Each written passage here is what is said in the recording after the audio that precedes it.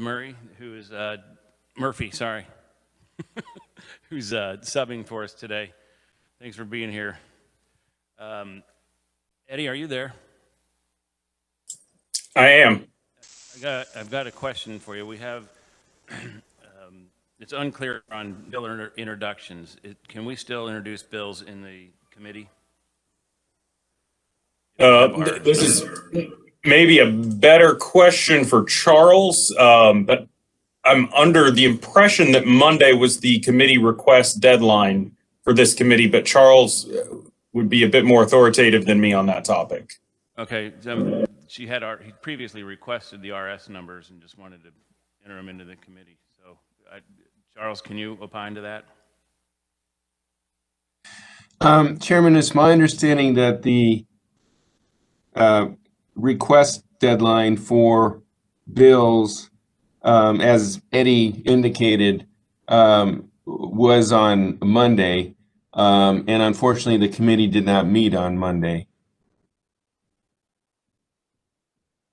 Is that consistent with your understanding?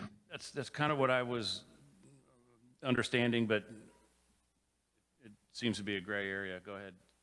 So if we could all pull up our committee calendars, please. And so we see on the 8th, the last day for non-exempt committees to request bill drafts. So for instance, I could not request a bill draft today, and neither could any of us, at least not of our committee reviser. That was on the 8th. But if you look at the 12th, Friday the 12th, day 33, it says last day non-exempt committees can introduce bills is on the 12th. I already have both of my drafts and RS numbers. Those were given to me by Friday, so I would like to request and might leave it up to the wisdom of the chair, but I know you're a good guy, so I know you'll let me do it. Charles? So, Chairman, you know, these are rules of the legislature. You know, so I mean, I think Eddie and I have the same understanding of this, that, but again, these are rules of the legislature. These are your rules. So our understanding of the rules, or at least my understanding of the rules, is that a request for the bill in committee, to make it a committee bill, the deadline would have been, in a non-exempt committee, the deadline would have been Monday. Now, that's a little bit different than requesting the bill, you know, from the revisor's office. That deadline has certainly been met. So, you know, the issue is introduction of the bill, actually. So to make it a committee bill, it would have had to be requested in committee by Monday. There would still be other options, like a personal bill. The deadline is tomorrow, Wednesday, to have it as an individual bill. And of course, there's no deadline for exempt committee bills, to request an exempt committee like appropriations or Fed and state or taxation. So that's my understanding of the legislature's rules. And yeah, thank you. Thanks. So if she wanted to, she could introduce these bills on the floor as personal bills or take them to an exempt committee. Non-exempt committee. Representative Miller. Well, what does it mean at every meeting that I go to when the chair starts the meeting and asks, are there bill introductions? Pardon? In error, so they're all doing it wrong. Well, appropriations and tax. This is one committee where the meeting starts, and the question put to the committee is, are there bill introductions? Correct. And have you asked that question today? I have not asked that question today because it's my understanding the deadline was Monday and no more bills can be introduced in this committee. Then would you explain to me what Representative Clayton just read means when she read that the deadline for bill introductions from non-exempt committees is Friday the 12th? That would be for me to hand it in on the floor once it comes up from the revisers. We have a deadline of Friday for that. Representative Williams? I don't know if I can, thank you, Mr. Chairman, add clarification for the 12 for you, but that's exactly right. When we make a request for a bill introduction in committee, it is not actually introducing the bill. The bill is introduced on the floor, and we have until Friday to have that version ready for that committee chairman to introduce on the floor. But so that the revisers and that the process is clean, they set the deadline through the legislative rules of Monday. And that's been consistent, and Friday is when the chairperson can turn it in. So the introduction, we are not introducing here. We say that, but that's not really what we're doing. We need to quit, you'd agree, we need to quit saying that. We need to say request a bill introduction. And in your committee, you probably don't say that. Oh, I try to. I'll bet you. You know, I think that there's common language that we all understand, and it's kind of like a vernacular language, and I don't think there's anything necessarily wrong with that, as long as people understand. If they don't understand, then they figure it out very soon. But it looks like there are options for... No, I'm, Okay, let's go ahead and just move on. We will get I'll talk to leadership and get a ruling. If it's what you say, then you can introduce them tomorrow. Yes, and I would like to say it's, you know, we didn't meet on Monday, I assume, because, you know, because of the Super Bowl, and I received my drafts on Friday. I requested them on January 20th, and I would just like to blame this all on Tom Brady and say it's his fault, and, you know, and ask, you know, that you just show us that grace. I think our revisers have been working very hard. They have been very overloaded, and I think normally we would have been meeting on Mondays because this committee has been working very hard. But again, it's Tom Brady's fault. Please show me some grace and do convey that to the speaker. I'll do so. It's not my decision to make at this point, but I'll clear it up for you and let you know later today.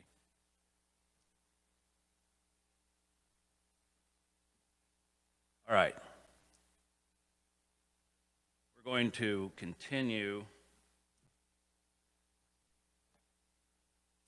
our hearing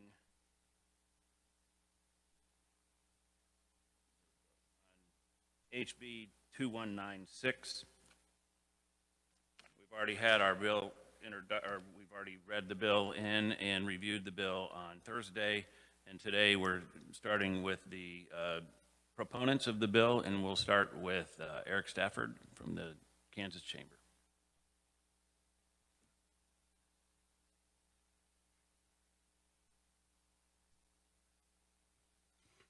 Morning or afternoon, whichever you prefer to go by.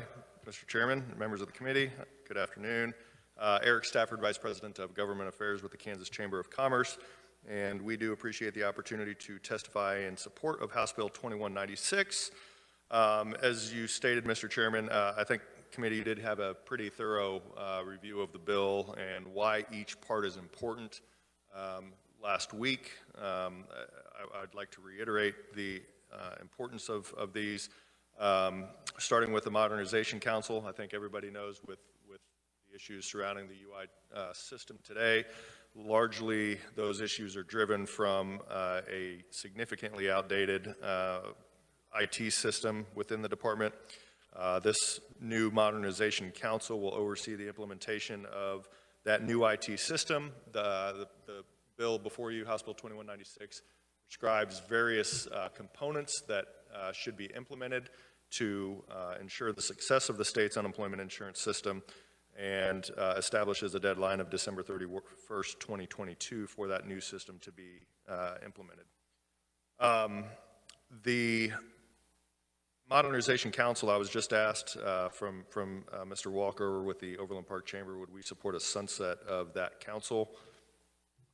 Yeah, great. If they get the IT system up and running and job is accomplished, no problem at all.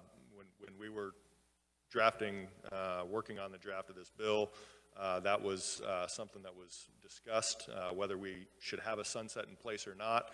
I think it was left out because kind of the testimony that Mr. Hayes gave last week that really focused on, this is an ongoing effort. We can't just modernize the system and then stop it and leave it and not ever upgrade.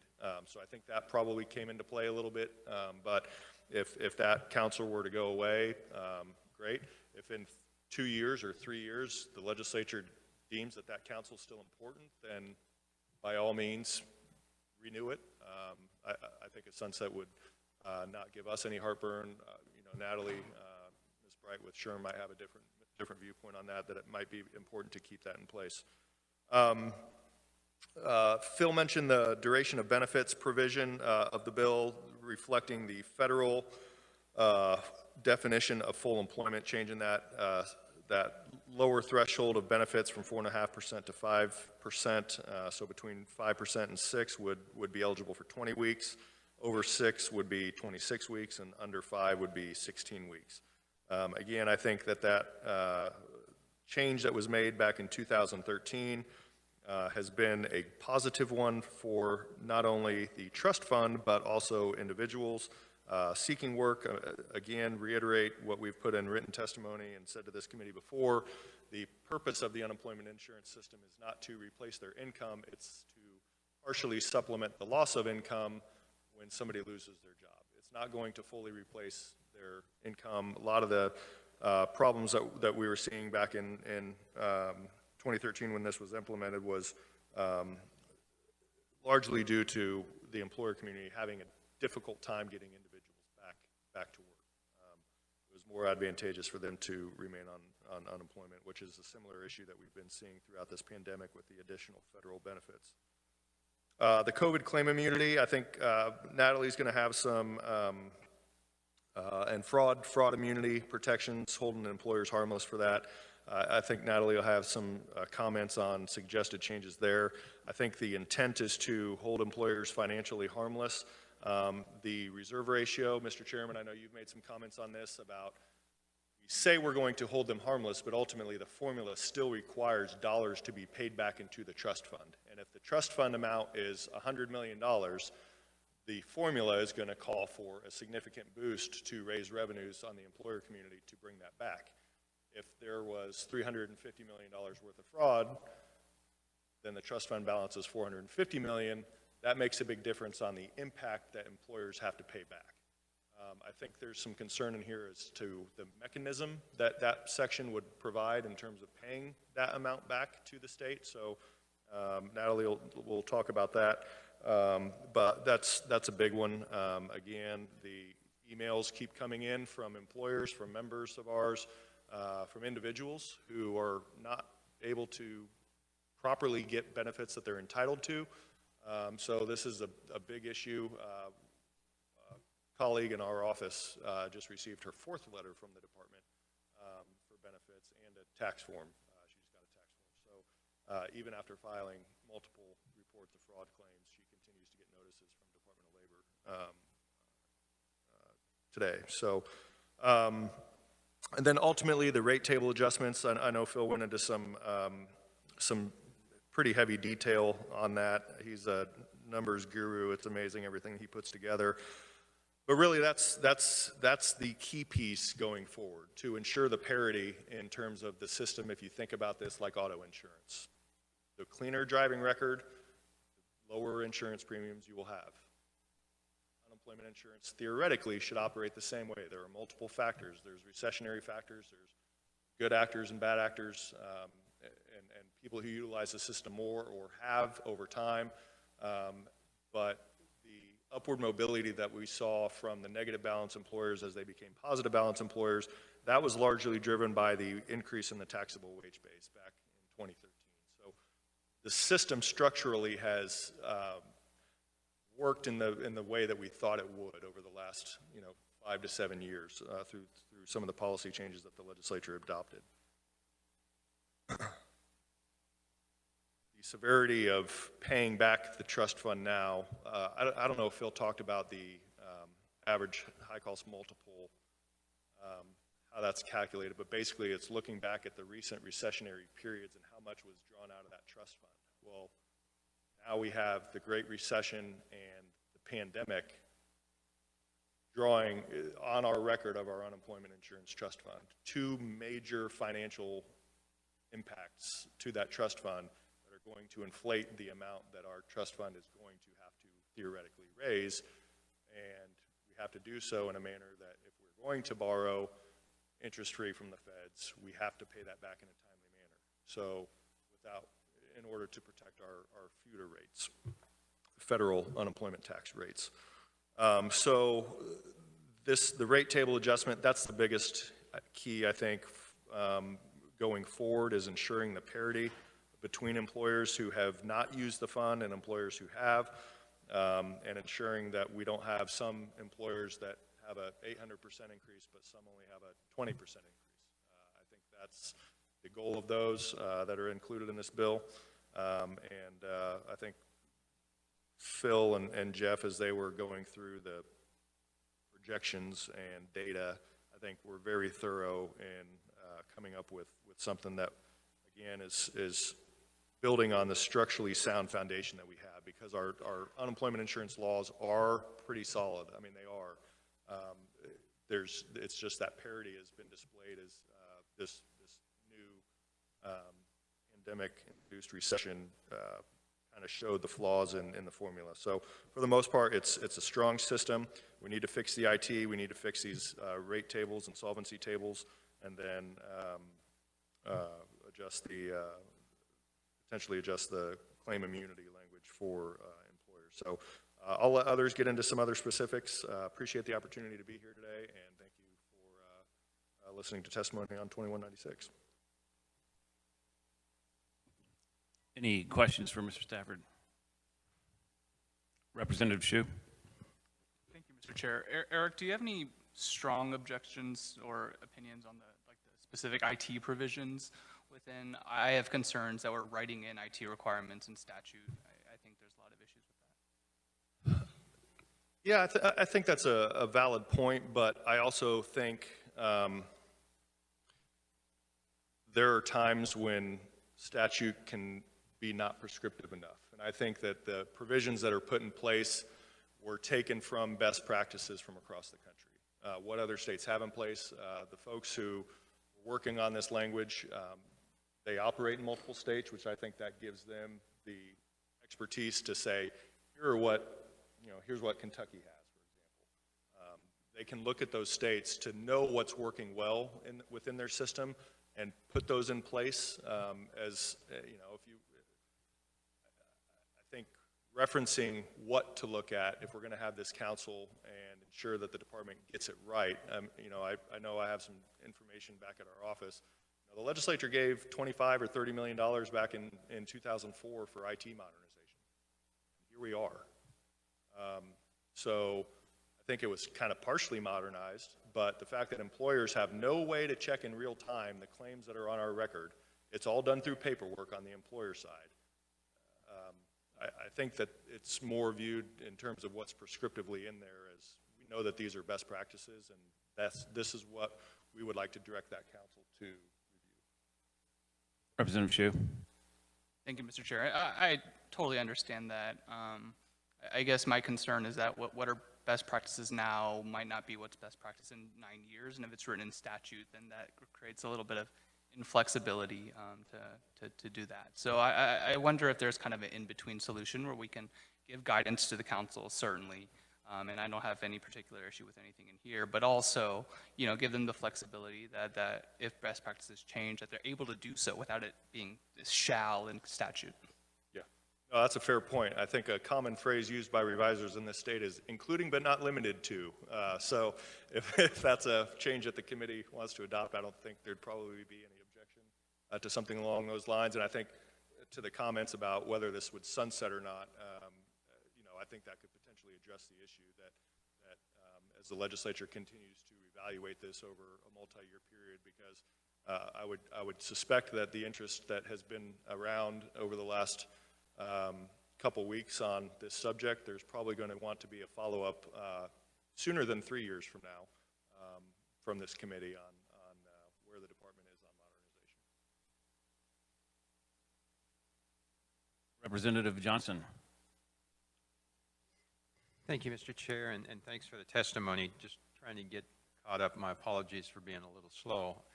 On the rate table adjustment, I really like the one that is proposed, but trying to get a sense for how that works across the different multipliers, as that might change up and down, both at our immediate problem and in the future. A lot less change in what that is from that marker of 1. And in the immediate term, I was just curious, you know, do we have a good idea of what our net increase needs to be to get that trust fund where we want it, so that we get the favorable borrowing rates and keep the favorable borrowing rates? And then as that might adjust over time, has there been any looking at how that might dynamically impact? To answer your last question first, yes. I think that they've run through various projections on the usage of the fund and what the impact would be. I think the key there is having equitable and more surcharges than credits. I think Phil mentioned this last week when I was watching the committee hearing online, that we were looking to potentially have more than just what we have in place in terms of the surcharges and then the credits or tax cuts. The purpose of the system is to fluctuate and automatically adjust based on the needs. So when the trust fund goes down, we're going to have built-in tax increases in place, and then in good times, more credits than what we had available. But I think that the metrics that they were using,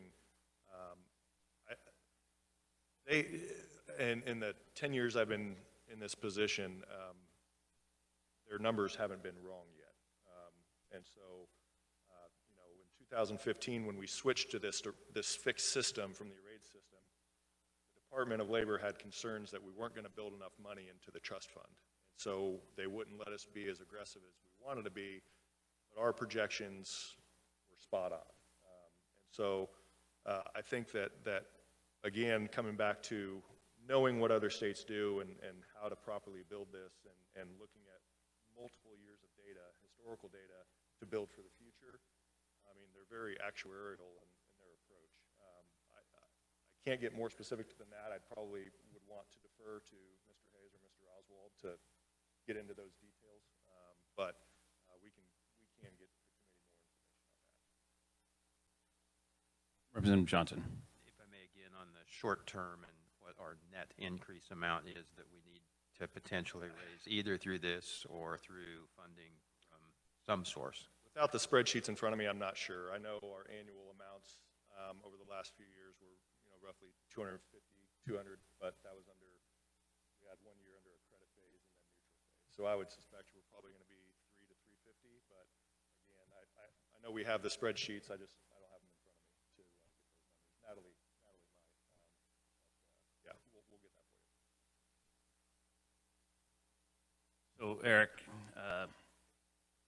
can you touch on the loan that is going to be triggered in the next couple of weeks when we go to zero, and what the impact of that is? I mean, there's been a lot of talk about we don't really need to use the CARES Act dollars to help this fund because we can get an interest-free loan from the federal government.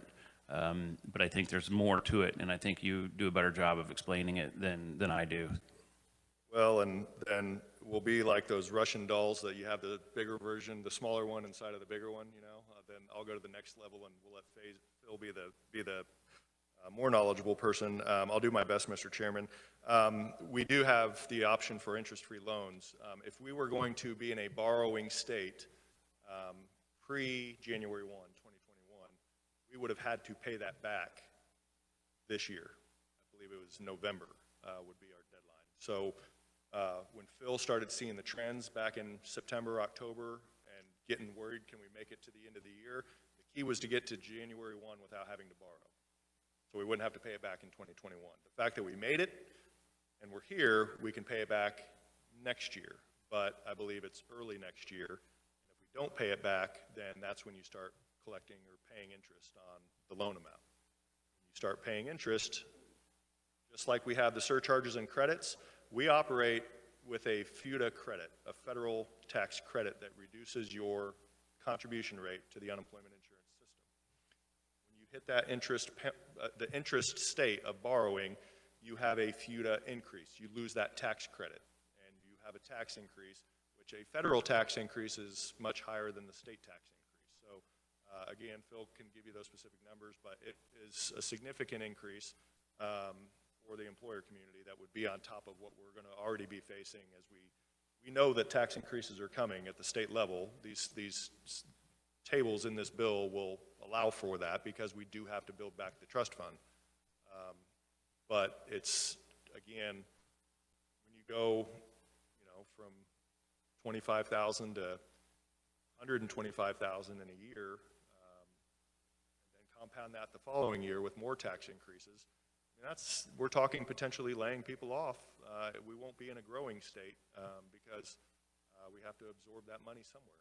We can't raise taxes in the private sector to give us more income. It's not as simple as saying just borrow from the federal government. California did that in 2008, 2009, and 10 significantly because of their trust fund, and they saw significant increases in their unemployment insurance taxes. Representative Clayton.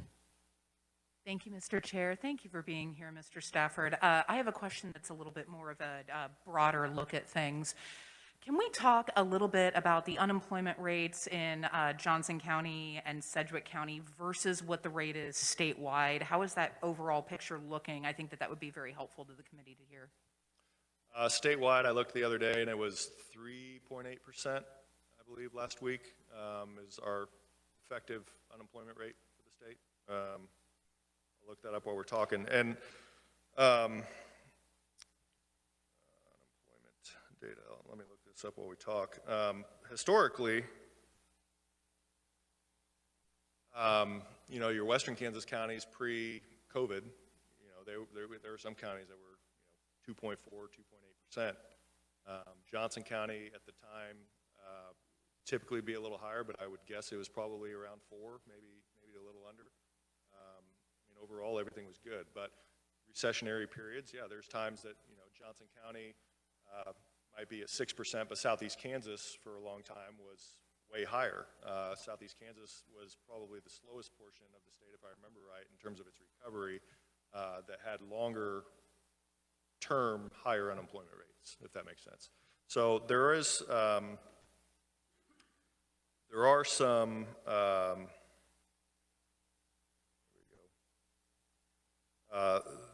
there are some variances to that. Sedgwick County, as aviation hits their peaks and lows and just natural cycles of their industry, Sedgwick County sees some fluctuation as well. So it's a variety, to say the least. Seasonally adjusted farm jobs.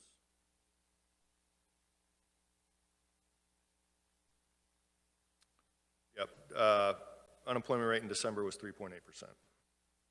See if it's broken down regionally. This is the Kansas Department of Labor data. I apologize, but thank you very much for providing us. Did I answer your question? I think just, general impression, because I, again, just want to know how bad the rates are. Obviously Johnson County is at the forefront of my mind, and I intend no offense to my non-Johnson County colleagues, but we do have to look after the economic engine of the state, and I just wanted that comparison. Really do appreciate that, Mr. Stafford. Thank you. Sure, here we go. I have it for you. Good timing. No, I think April, May-ish last year, I think is when we got to 12% statewide unemployment. Johnson County, December 2020 is 3.3%. Shawnee, 4.1, Sedgwick, 4.4, Scott, 2.7, Greenlee, Winter, 1.3%. 1.9% in Stanton, Stevens, 2.4. So yeah, your southwest counties, west of Hayes, the highest one I'm seeing here is 3.1%. There's a 3.5% in Seward. So, yeah. But yeah, there's some variances, but yeah, overall, I mean, we're pretty good shape right now. Well, that is good to know. Thank you so much. Yeah, maybe you could break that down by city and get it to us later. I'll find an intern to do that, Mr. Chairman. I had one more question. I think it was Representative Shu, when we were going through the bill, had some questions on the rate charts, the new ones. You stated that, like this year, for example, we collected, was it 250 or 350 million? Yeah, I'd say 2020, it was just ballparking off memory, 250. I'm sure I can find that as well. I'll dig that out for the committee. It'll be, Department of Labor has their unemployment data, labor data. They have good economic information there. Okay, so I think his concern, and correct me if I'm wrong, but was that it appears that the overall amount of dollars that are going to go into the fund with the new rate chart weren't as great as it would have been if we kept the old rate chart. And while it's more uniform, what would we have collected with the new rate chart this year? I will get that information to you, Mr. Chairman. I can tell you with 100% confidence we heard the exact same thing in 2015, that we're not going to build up the trust fund. This is not going to raise enough money. And January of last year, we had $1.2 billion in the trust fund, which again was right on track with our projections. But not having those spreadsheets in front of us, I will look and see what these new proposed rate charts will bring in versus what we would bring in if nothing changes. Because I think a good comparison would be helpful for the committee to help paint that picture. Yeah, that would be helpful. And committee, just so you know, I have asked Representative Johnson to get with the people that worked on the charts. I think he's probably our greatest numbers mind in here, and so I delegated that to him. So hopefully he can give us an update. We'll get that taken care of. Yep. Any further questions? Seeing none, thank you. Thank you.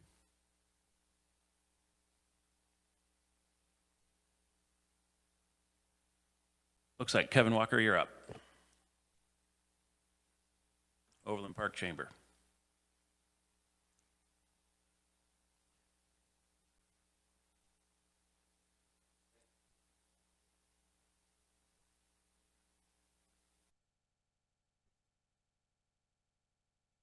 The blue light on? Now it is. Okay. How about that? Yeah. So thanks for the opportunity to be here in support of House Bill 2196.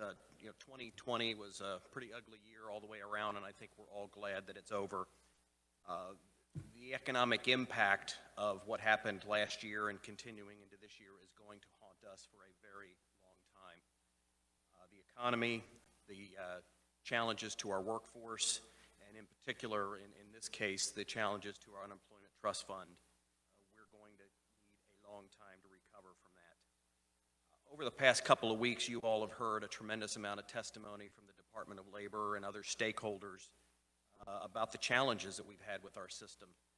And, from my perspective, I think that's instructive. It's not really to lay blame at anybody's feet. This problem has been manifesting itself for a long time. It's instructive, though, to look at what's happened, what's not worked well, so that we can really make proper corrections going forward. And I think that's really what this bill gets to, is it starts implementing changes that are necessary to make sure that we fix this system so that in the future, if something like this ever occurs again, we are better positioned to take care of our workforce and make sure that it is responsive to the needs of the customers, in this case, the employees and the employers in the state. There's a couple of things I think I'd highlight in the bill. First is the Unemployment Compensation and Modernization and Improvement Council. I think that is something that is desperately needed. We need a system that is prepared to deal with these situations in the worst of times. And we saw in the experiences that people had throughout the state a very difficult time trying to get answers. Some people just had very general questions, others had very specific questions, but trying to get through the deluge of inbound calls to the Department of Labor. We have to have a system that is set up to function at the absolute worst time, and I think we failed in that this go-round. But this Improvement and Modernization Council sets the stage for us to make sure that that doesn't happen again. Mr. Stafford had mentioned this. I had talked to him and a couple of other conferees prior to this hearing starting about potentially sunsetting that committee. I think that is something that might be worthwhile for this committee to consider. We've had efforts throughout the legislative process to try to bring regulations under control and sunset regulations and look at making sure we're constantly evaluating what the needs are of the state. So that would be a suggestion I would make, is that we consider some sort of a sunset provision on this Modernization Council so that it just doesn't live on in perpetuity. In a few years after it's accomplished what we hope that it will accomplish, then the legislature can reevaluate and say, yeah, we think there's more work to be done, let's keep them around another couple of years, or no, they've accomplished everything we wanted them to do, and then perhaps no need for them to stick around. The other part that's part of this Modernization Council is really looking at the data that is needed for employees, employers, and the information that they need at these really difficult times. And I think that's part of what's driving this council, is to make sure that the customer viewpoint is being considered as we develop this new system going forward. So I think that's really important. Representative Hsu, I know you had asked the previous conferee about enshrining those things in the bill. Ordinarily I would tend to agree with you that that's probably not always the best policy, but I think with the magnitude and the scope of some of the problems we've had, some of the challenges, and what we're trying to accomplish, I think it is probably appropriate that we're rather prescriptive in what we want that council to evaluate and what we want the new system to look like. Are there some mechanisms that we might be able to compromise on that in some way? I would say, quite likely, but I think this is a time that's so extreme that we probably need to be pretty prescriptive in what we all want to see. Fraud has been a huge issue. You all have heard about this. I think every conferee that's been up here in the past couple of weeks has talked about fraud.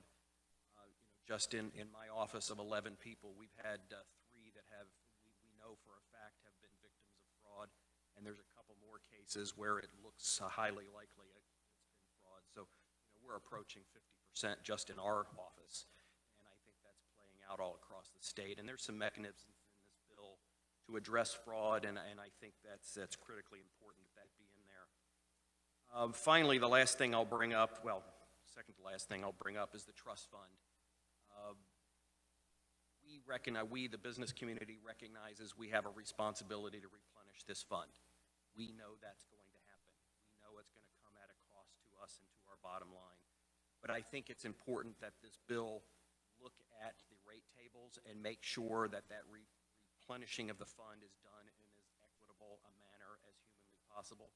I think the rate tables that have been proposed in this legislation get to that goal, and I would certainly encourage you to give serious consideration to that proposal. The last thing I'll mention is the bill also tries to draw more attention to the work share, or the shared work program. That's looks like it was probably highly underutilized in this past year, and I think we all can agree that's a good thing if we can keep our employees connected to their employer, and we can minimize how much money they're drawing down from the trust fund. I think that's a good thing. And so by promoting and enhancing the shared work program, as this bill calls for, is an important element of the bill. So last thing I would just say is I think 2196 creates a roadmap for us going forward. It looks at what has happened and tries to bring the stakeholders to the table to make sure that we put the appropriate corrective actions in place. And for those reasons, we would encourage you to give serious consideration to passing 2196. Any questions? Seeing none.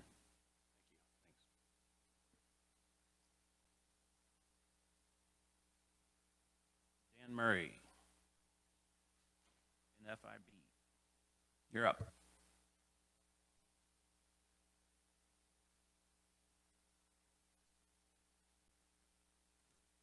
Thank you, Mr. Chairman, members of the committee. My name is Dan Murray. I'm the Kansas State Director for the National Federation of Independent Business.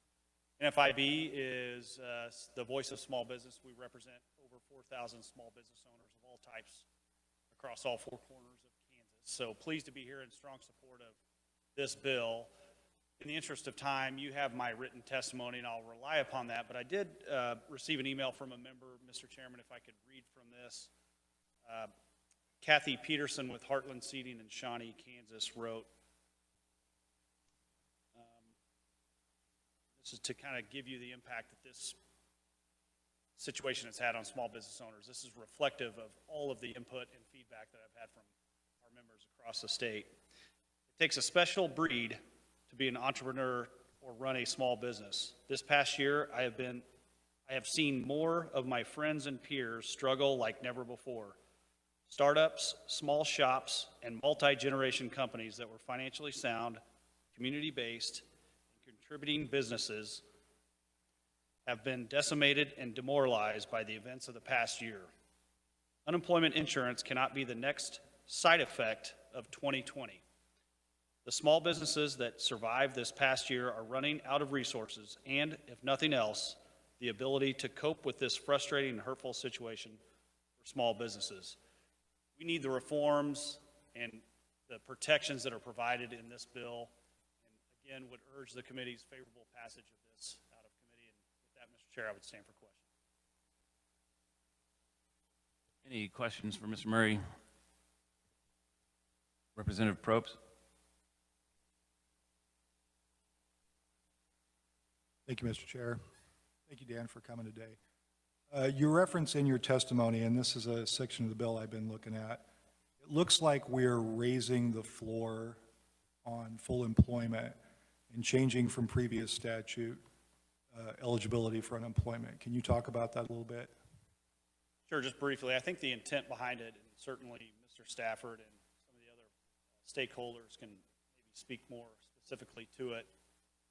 Generally, the full understanding of what full employment is 5%. And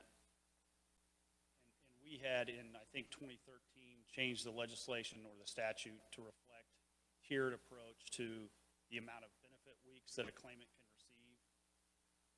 This would move from 4.5% to 5%, that understanding, which is full employment. I think, again, I'll defer to maybe another conferee, but 5% is generally considered to be the federal understanding of full employment. Representative Probst. But we're changing. There were conversations. I think you were involved early in the conversations. Are we just trying to match the federal standard, or are we trying to? Well, I want to get to that. I'm bouncing around. Does that? This is a statewide average, right? We're looking at like a 3-month statewide average.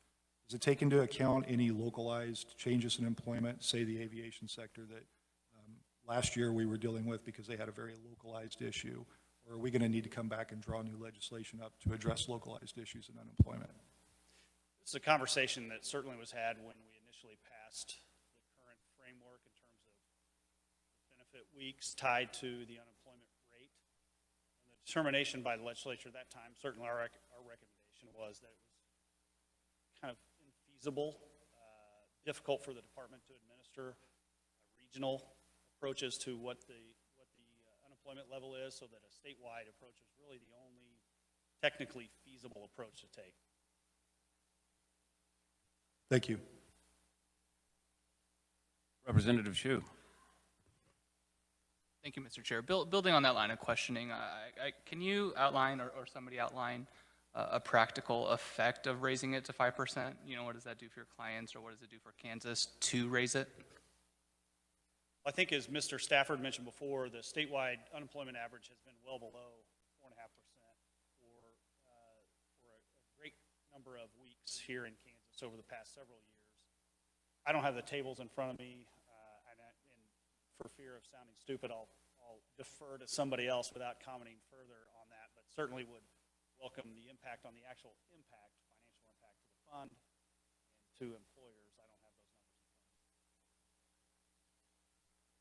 me. I think they were trying to match the federal definition.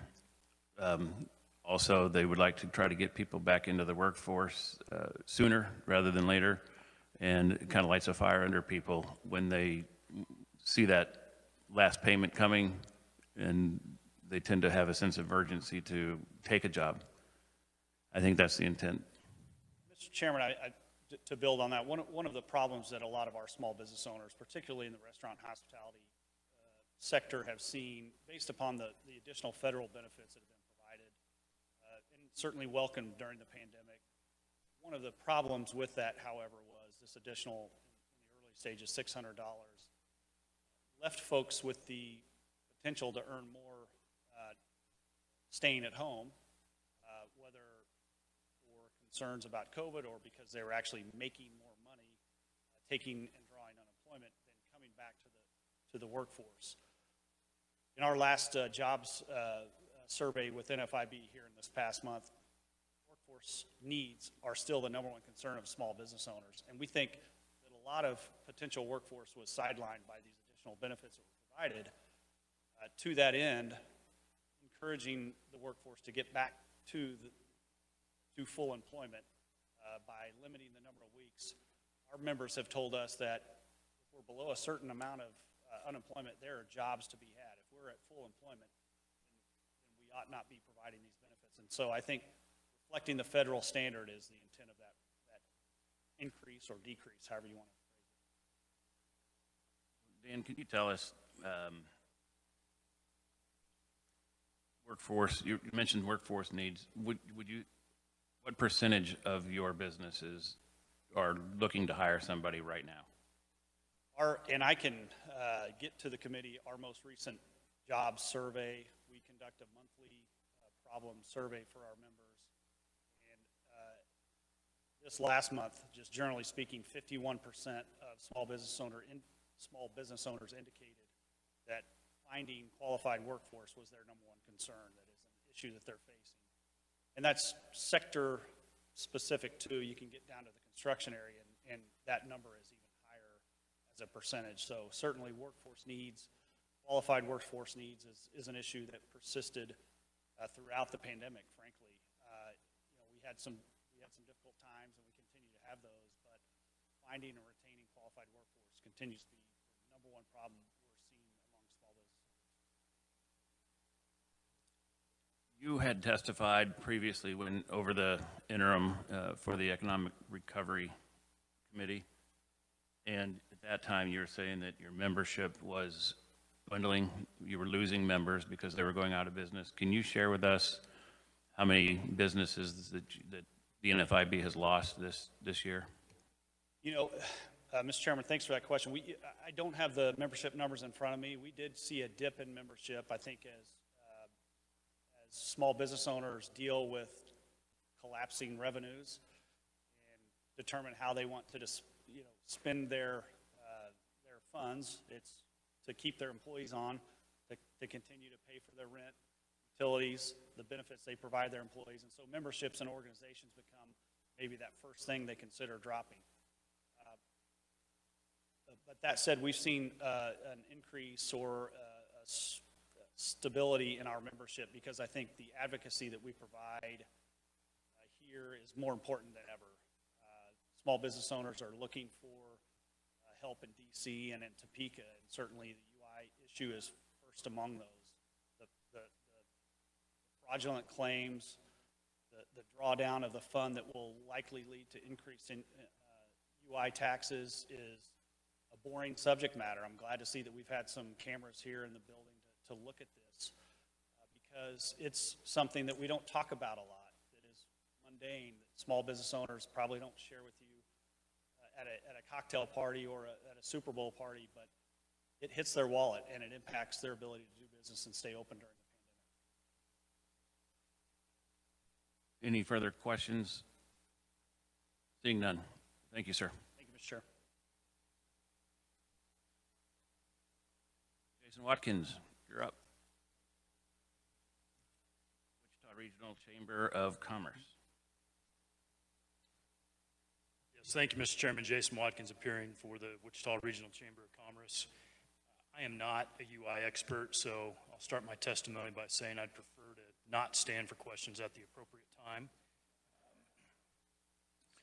But we do appreciate the committee's work on this, especially appreciate the work done by Phil and Eric and Natalie and others. they have a talent set that I don't have. So appreciate everything they've done. The Chamber has long advocated for a UI system in the state of Kansas that is balanced, meaning that it takes care of our unemployed Kansans by providing that lifeline at a time when they need it most, while also being fair and equitable and affordable for the employers, our job creators. We think this bill continues to move the ball down the field in terms of having that type of a system.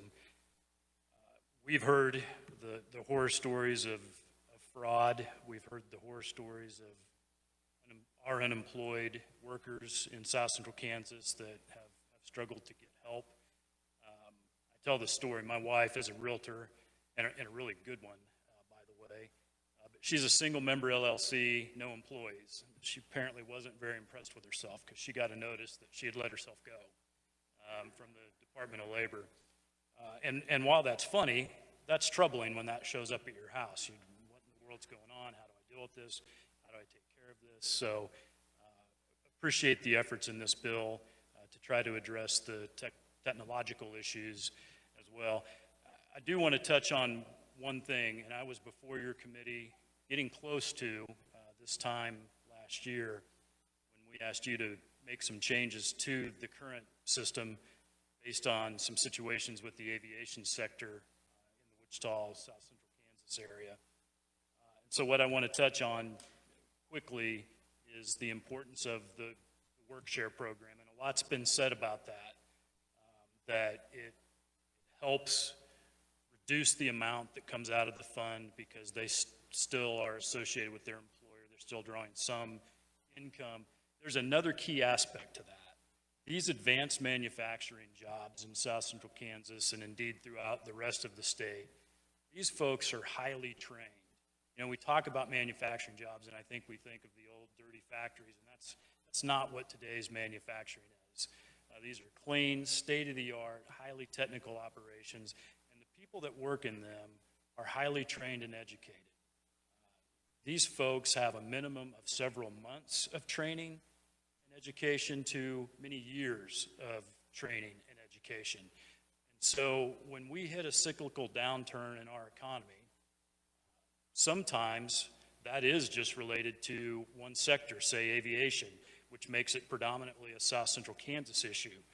But the entire state has invested immensely in the education and the training of these highly skilled workers. So when they lose their job, the first thing they start doing is looking for another one. And oftentimes that means they end up in South Carolina or Georgia or some of the other states that have developed highly competitive aviation manufacturing clusters. The shared work program keeps those people in this state. That's a very positive thing because, again, you all have invested an incredible amount of money in those people. So I was joking when I said I didn't want to stand for questions at the appropriate time. But with that, Mr. Chairman, do appreciate your work on this. Hope you'll pass the bill out, and I will stand for questions if there are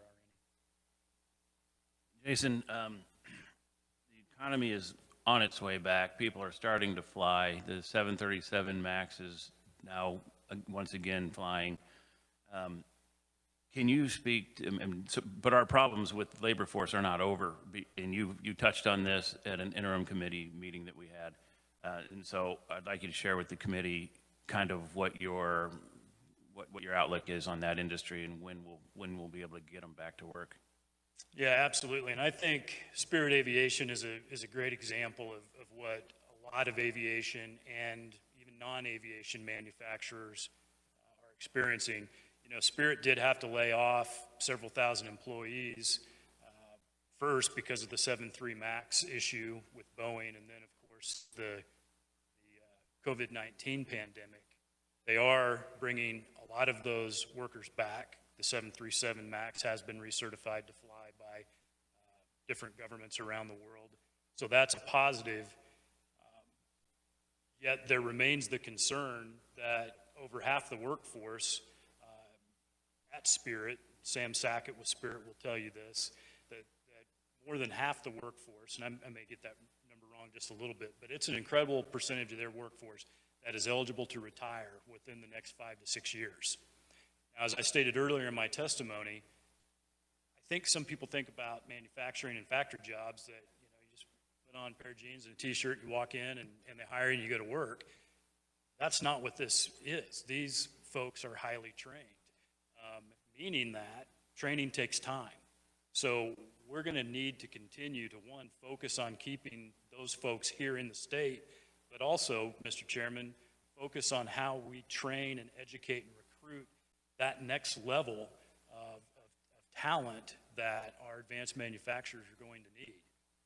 Because again, we've spent the last few months worried about the layoffs, but we now are seeing that trend go back towards hiring, and it's going to be complicated in a few years when a lot of these people retire.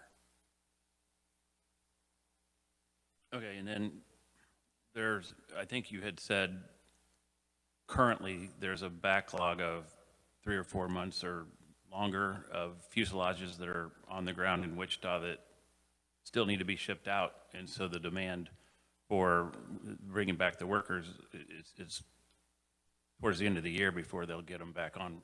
Is that true, or still true, or? Yeah, and so you're going to see that done in a stepped approach, and I don't have my notes with me from the testimony I presented to you this fall, but what the chairman is referring to is Wichita Flight Lines in Wichita has dozens upon dozens upon dozens. I think it's over 100 actually, 737 MAX fuselages wrapped up and basically setting in parking lots. Couple that with the fact that Boeing has several dozen 737 MAXes that were completed that had never flown as they awaited the recertification. You are looking at roughly a year and a half before Boeing would be in a situation where they're saying to Spirit, hey, we need fuselages, and Boeing would need to Spirit would need to significantly ramp up production. Now again, they are bringing some folks back.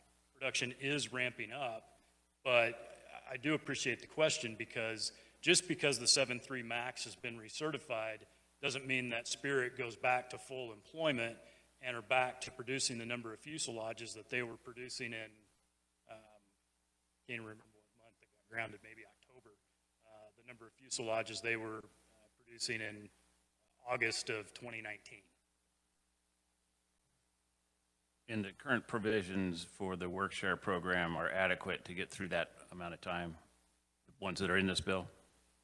Yeah, I think so. Now, as you're aware, Mr. Chairman, I mean, there are limits.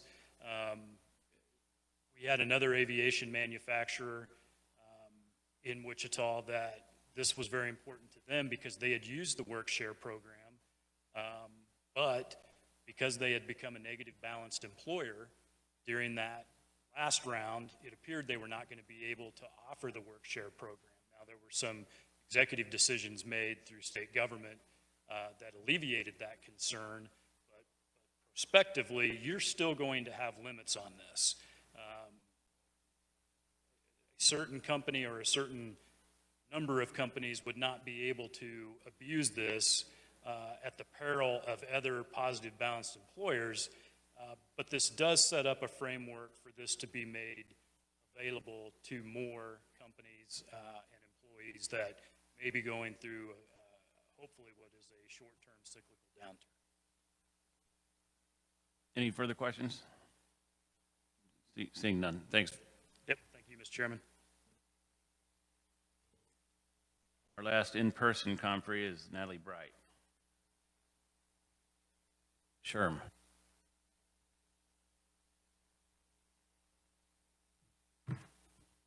Mr. Chairman, honorable committee members, I am Natalie Bright. I am here on behalf of my client, the Kansas Society for Human Resource Management.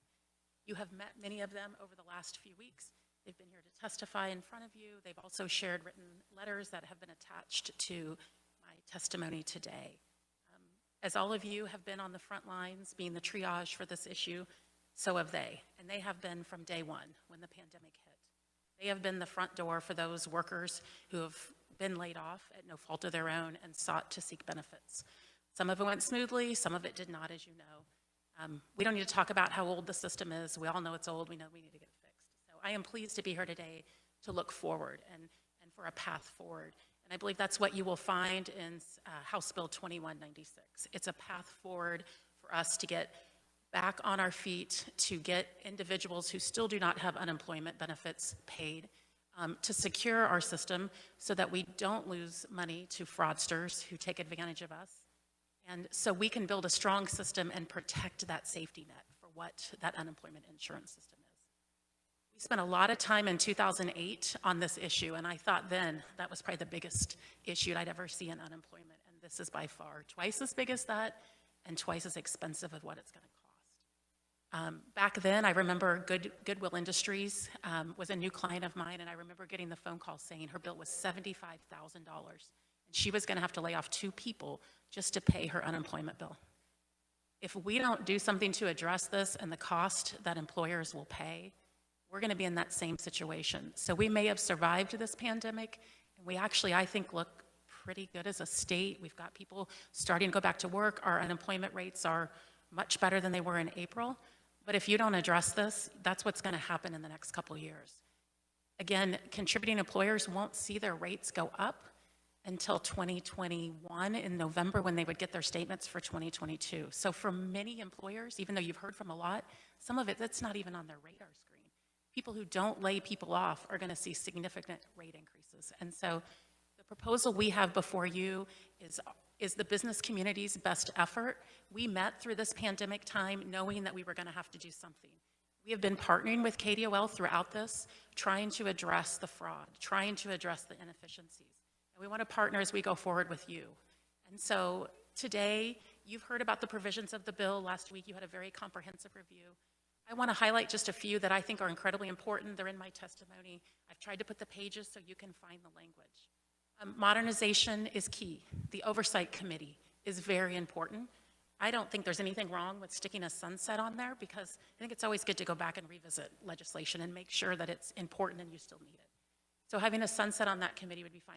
I think the language put out on the technology, again, we just need the perimeters and we need to make sure that it's good for all customers, both employees and employers, claimants, so that it works for everybody. Because right now, I think some of the reason why we're where we're at today is because the system didn't work in an efficient way for employers because it's still a paper-based system. And a lot of our systems didn't work because the paper got sent to the wrong place, didn't get sent, and was manipulated. And so we have to bring everything into the 21st century. That oversight committee, it should be their job to make sure it gets done, and it gets done within 2 years. I think that timeliness is going to be very important.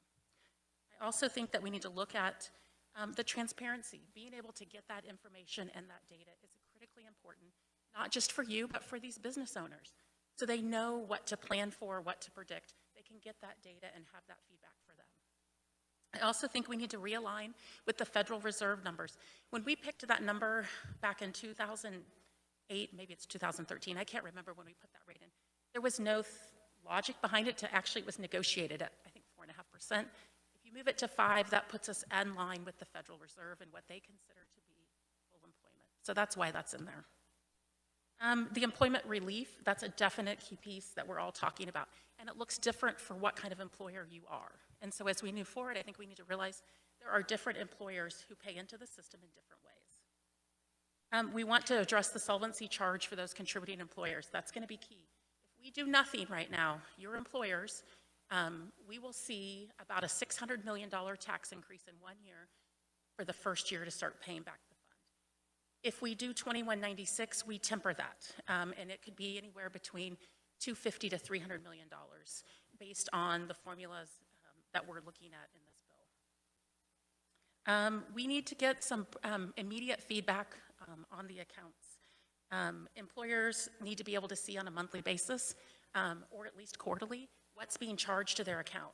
Think about if you go back to look at your credit card bill a year later. You're not going to remember what those charges are. You may not still have receipts, information for them. If they can see those every month, what's being charged to their account, they're going to be much better stewards of that, and they're going to be better, I think, attuned to what's going on against their statements, against their account. And then finally, you've heard about the work-share program. That's very important, and I think it was the most underutilized program. Many other states don't use it, but we found it to be very important during this pandemic and very useful. And so we do think we need to open it up and have more perimeters that more employers can use it. It's better to have somebody working part-time than to have them not working at all. And that's what this unemployment system work-share program would help them with. So those are the highlights of the bill. I think some of the things that maybe we didn't quite get it marked right when we drafted the bill. I do think there's a section in there that would actually have you pay for all unemployment claims during that pandemic period. And I don't believe that was the intent. When we were looking for indemnification, it was not to pay all claims. It was for improper claims and fraudulent claims. And so when you look to work the bill, I think we'll want to address that. I also think we need to talk about if there's going to be indemnification, where does that come from and what does it look like? I don't know that that is spelled out in the bill. We also think that when individuals are refusing jobs, it needs to be reported, but employers get no feedback on the job refusals. Once it's reported, they never know if it's been followed up on. There's no feedback. And so they have a certain number of days that they need to reply back for job refusals. We would like that same from the employer side, that they get the response and that they know whether or not, because there goes a lot into offering somebody a job. Rarely is it just a quick 10-minute conversation and they're hired. You have background checks. You have lots of candidates you go through. And then you have one and they refuse the job, you have to start all over again. So we want to be cognitive of that, and that if individuals are offered jobs and they refuse them, we just need to be tracking that. And then, let's see, work search, we think, again, that goes back to keeping people employed. States have lots of assistance in our state to help people find jobs, and so we want to make sure there's a tie, that people are looking for jobs and they are getting the resources that we have in the state to help them find their jobs, and we think that needs to be set out better and clearer. I think that's it. I talked about the sunset. We think that's okay. And the IT, I mean, we're okay with it as long as it gives it the direction to the committee that they put a system in place that works for both employer and employees, and it's the most current. So with that, Mr. Chairman, I have a couple of answers of questions you asked that I tried to find as your in-person cleanup. I'm happy to try to answer those or open to other questions. Go ahead, if you have answers to some of the previous questions. So Representative Johnson, because you are the numbers guy, and so is Phil Hayes, I went to him right away. And he would welcome an opportunity to sit down with you and talk through this in more detail, because I am not the numbers person. I always say I went to law school for a reason, not a CPA, because numbers are not always easiest for me. But he did say that he has run those scenarios. He feels pretty certain that they are prudent in what he has done. And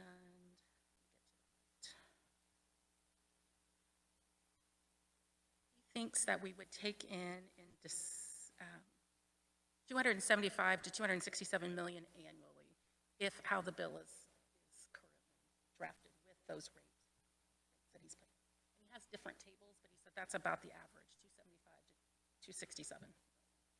Does that answer your question? Is there another one? Representative Johnson. So thank you. Just trying to get a handle on, what our steady state has been, where that really needs to be, and the rate at which we hope to replenish the fund and meet the expectations of the feds. So if 275 does that, that's great. I just don't know enough to know that that is the number that gets us there. He did say that if he ran 3 scenarios, so if we were to borrow $500 million, then we're probably looking at a 3-year payback plan. If our borrowing has finally, if all the fraud has been stopped, which so far it looks like we are shoring up and that has slowed down at least, and if we can get a new system put in place. If it has not been, then we would end up borrowing more, and we could be looking at 7+ years. He said we could borrow almost $1 billion, and we would be looking at 7+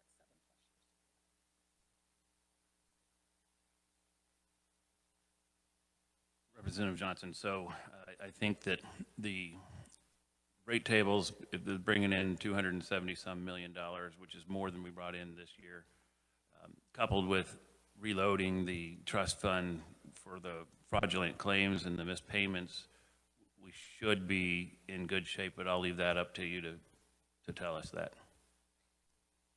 He did say in 2019 we collected 275, and in 2020 we collected 267 total.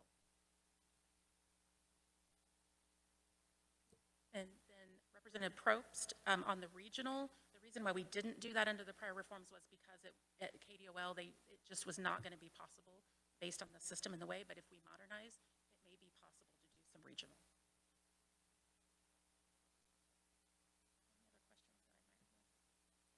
Natalie, you touched on the job refusals, and this new CARES Act unemployment agreement calls for reinstatement of that. And so previously in Kansas, we weren't making people look for work. They just had to be ready and available. Now they have to look for work. And by law, there has to be a mechanism for employers to report someone that they wouldn't take their job back. Do you know that if that is happening, have you had any experience with that?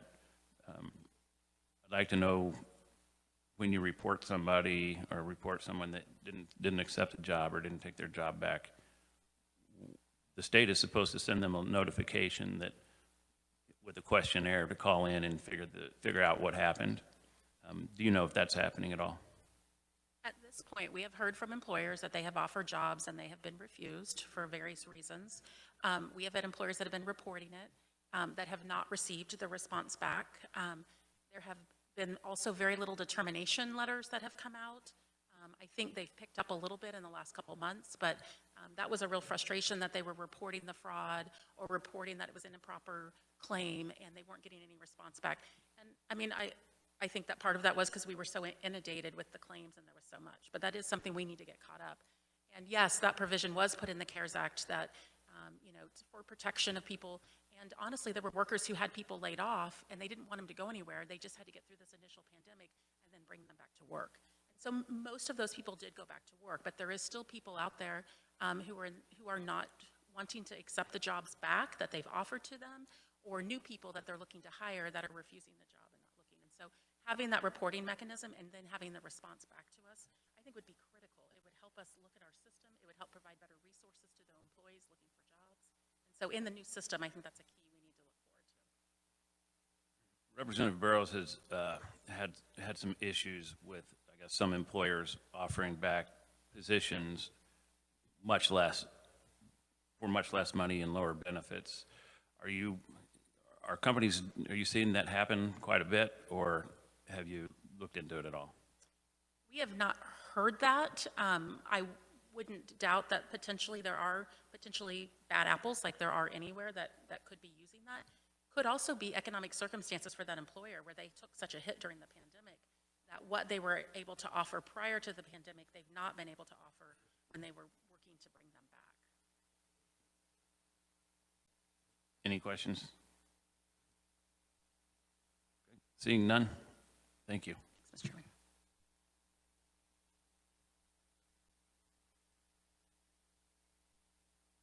Okay, so we've got a couple of online conferees. We'll start with, is it Joe Horvath?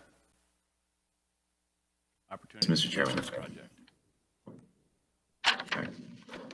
Mr. Chairman, members of the committee, thank you for taking the time to hear me today. My name is Joe Horvath. I'm a visiting fellow with the Opportunity Solutions Project, which is a non-for-profit, nonpartisan organization dedicated to policies that get people back to work. And before I start, because I don't know if there's that much I can add beyond what the gentlemen and the gentleladies from before have brought.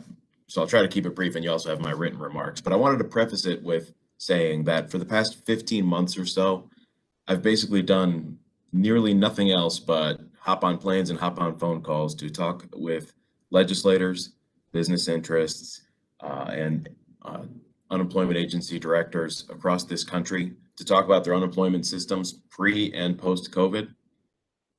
And I've seen a lot of proposals, and House Bill 2196 is a really good one, and you guys should definitely pass it. I don't think anyone here needs much more setup than understanding exactly what's been happening for the past year or so.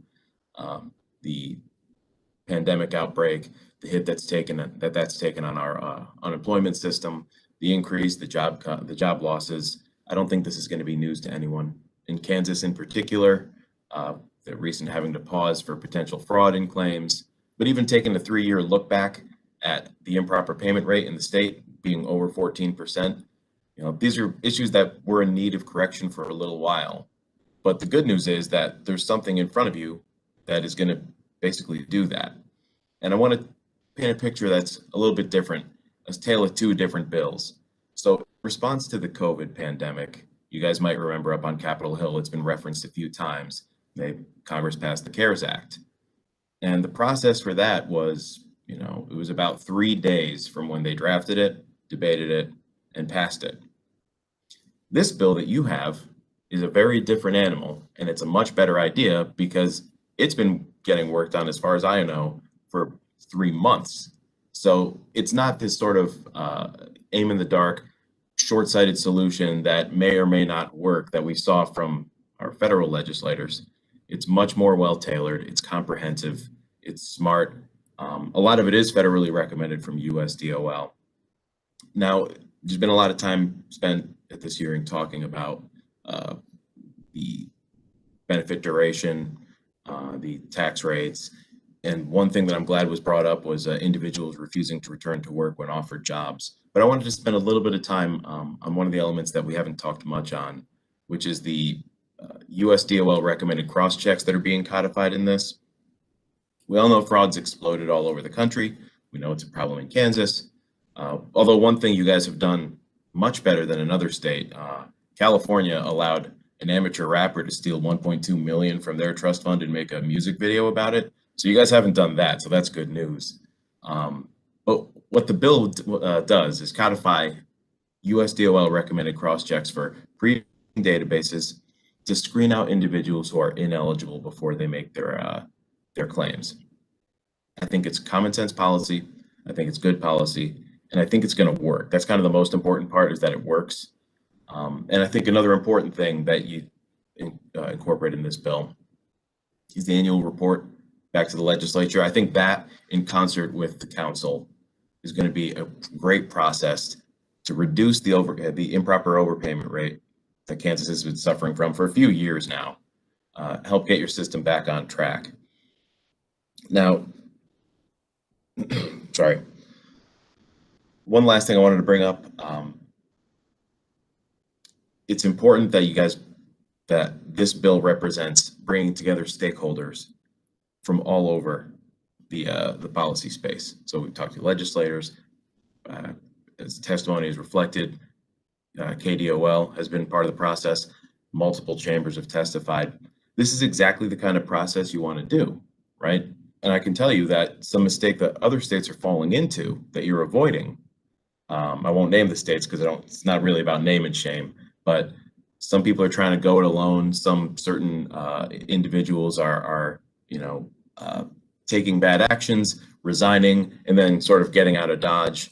I think this is the perfect process, and this is the perfect set of policy solutions to make sure that your system's going to be more solvent, you're going to help people get back to work, and you're going to keep business taxes competitive for the state.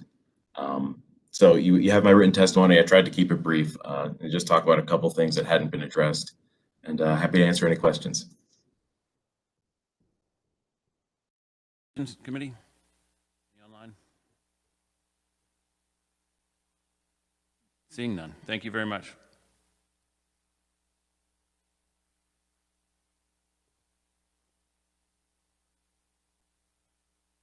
We have one more online, Sharice Johnson. Hi, yes, thank you, Chairman Tarwater, Vice Chairman Long, and members of the committee. My name is Sharice Johnson, Director of State Government Affairs with the National Association of Professional Employer Organizations, also called NAPIO. The committee has my written testimony, so out of respect for the committee's time, I'll cut down my presentation. On behalf of NAPIO, I'm here as a proponent of House Bill 2196, and specifically Section 11, which is a technical amendment that will alleviate an administrative burden on small businesses and professional employer organizations, or PEOs, that operate here in Kansas.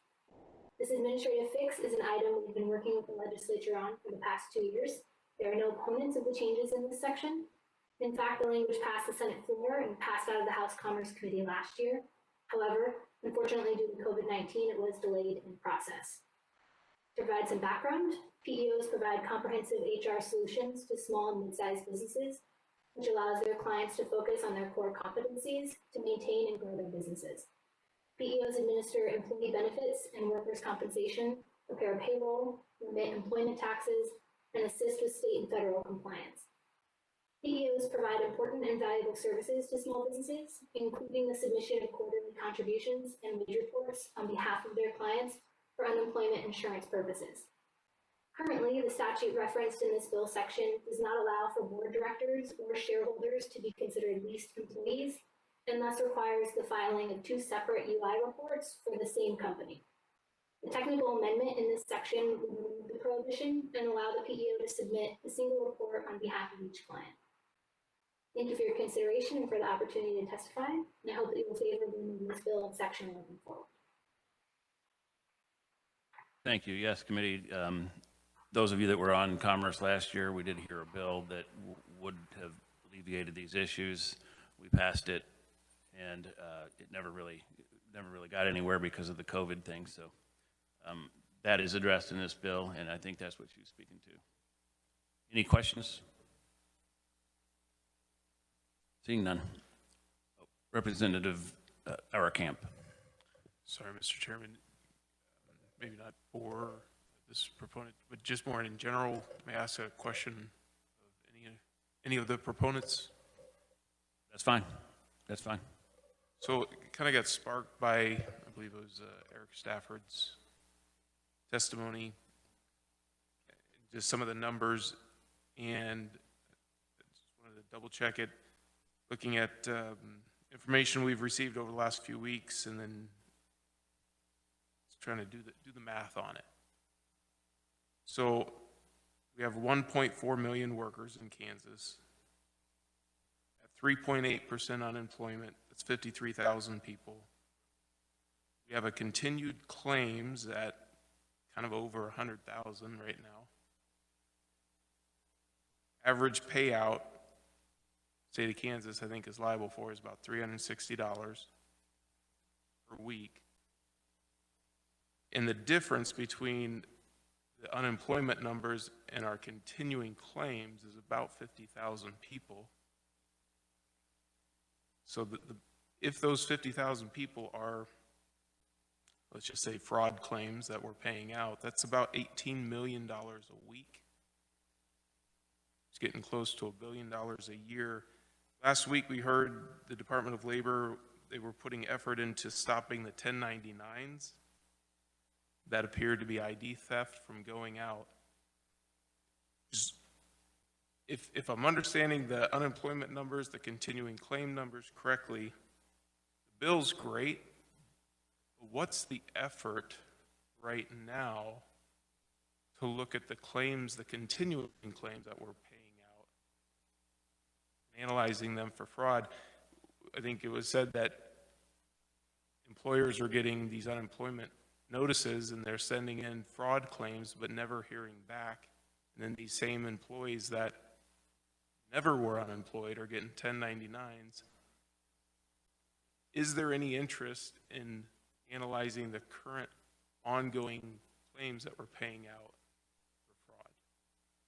Kind of an open question, just double check my numbers. If I'm saying something inaccurate, please let me know. But at $18 million a week that we're paying out, I think that's a significant problem that the bill may not be taken care of. Representative, you made some good points there, and there is a tremendous amount of interest in trying to root out the fraud and get to the bottom of it. We've been trying for months to address it, and it appears that this fix that they did a week or two ago, a week and a half ago, may have alleviated quite a bit of it. We're still waiting to hear back on that. The Department of Labor will be here tomorrow, and they're going to start with an update, and then we're going to go through the bill with them as well.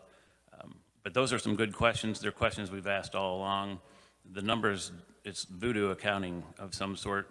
It just doesn't add up, and it never has. And they simply can't explain it right now. That's all I got for you. I mean, that's what I'm getting from them. So that it's just there's no answers. Any of the conferees want to touch on that? Natalie? No? Any other comments or questions? Representative Johnson. Thank you, Mr. Chair. On the most recent testimony with Ms. Johnson, there was a reference to a technical amendment. Is that one that is already part of this bill? Is it one that we were prepared to offer, or is it one that they are prepared to give us? So for either the chair or Ms. Johnson, as I'm looking at the later part of the testimony, it said the suggested technical amendment in House Bill 2196 under Section 11. I wondered where that suggestion was and when we might review that. Ms. Johnson? Yes, thank you. So the technical amendment is within Section 11 itself of 2196 as it stands now. So we've already taken care of it then? Correct, yes. I am just offering my support of the way Section 11 is written in 2196 now, yes. Okay. Mm-hmm. Any further questions? Representative Probst? This is not so much a question, but kind of building on the comments about looking into what's going on in regards to fraud and whatnot. I wonder, as we discuss this bill and move further along, if we should look at maybe a baked-in funding mechanism for future improvements. We can set up a committee. We can look at what's happened now. We can try to make these changes and try to create some governance that says we need to make these changes, now. But I've gone through a lot of historical documentation looking at Joint Commission on Information Technology committee meetings. There was a recognition as far back as 2004, and specifically in 2011, I think the term used, the system is unstable. And we have never made the investments in this. So if we're going to put a lot of effort right now into modernizing, I would like to think that we put something in that makes sure we're not in this same situation 20 or 30 years down the road.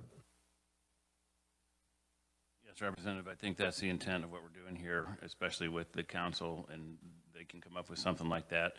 Also, we have budget report outs every year and appropriations, and I would assume that any kind of maintenance would be in the annual budget of the Department of Labor, and we could review it at those times as well. Any other questions, comments? Anyone else wish to testify today as a proponent? Seeing none. Okay, committee, I'm going to close this portion of the hearing. And tomorrow, as I said, the Department of Labor will be here to go through the bill. The three of us up here had a good conversation with the Department of Labor yesterday. They can support a lot of things in this bill. They do have some issues with it, and they have some valid points. And so I think that with their input tomorrow, we'll be a step closer. And they're going to be neutral on it because they're happy with a lot of it and are going to suggest some changes. And then after that, if there are any other opponents, we'll hear them tomorrow as well. With that, we're adjourned. Thank you very much.